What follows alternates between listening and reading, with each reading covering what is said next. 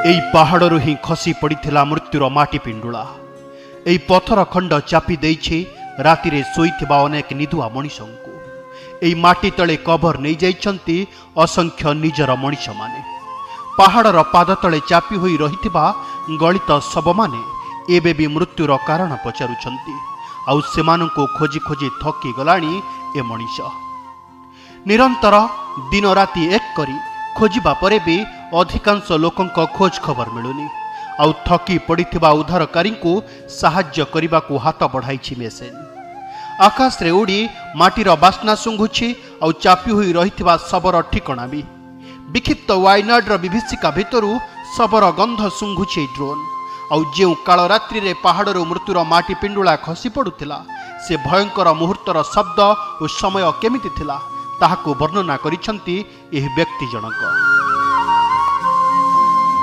आपका घर ये जो लैंडस्लाइड हुआ उससे बच गया है, कुछ नहीं हुआ है, लेकिन उस दिन आप घर में थे? घर में क्या बीवी है, बेटा है, बेटी है, 4 आदमी उधर। मेरा साला इधर नीचे 2 घर है, साला का एक बच्चा है, बीवी है, मेरा सिस्टर है, 3 आदमी उधर हो गया, तो 7 आदमी उधर हो गया। 7 आदमी थे, आदमी उधर है। वो हम लोग जल्दी, हम लोग 12 बजे सो गया, लेकिन 12:30 में इधर पूरा जंगल पूरा उड़ के आया, पूरा आदमी मार गया वो उधर।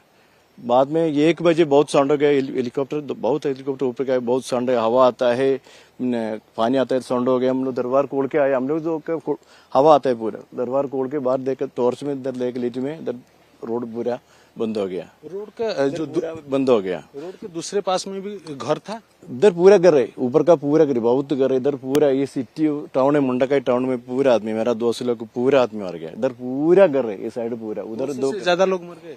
200 नहीं, 500 आदमी मुमकिन मर गए। 500। आउ ए हेउछि भूस्खलनर उत्पत्ति स्थल। माटी अतड़ा प्रथमे पहाड़र कोଳରେ थिबा एही पुंचुरी माटम गाँ को पोती पकाइथिला। केवल मनीष नुहंती, एठी परिवेश भी ए धोखा देइथिबा प्रकृति पाई कांदुछि।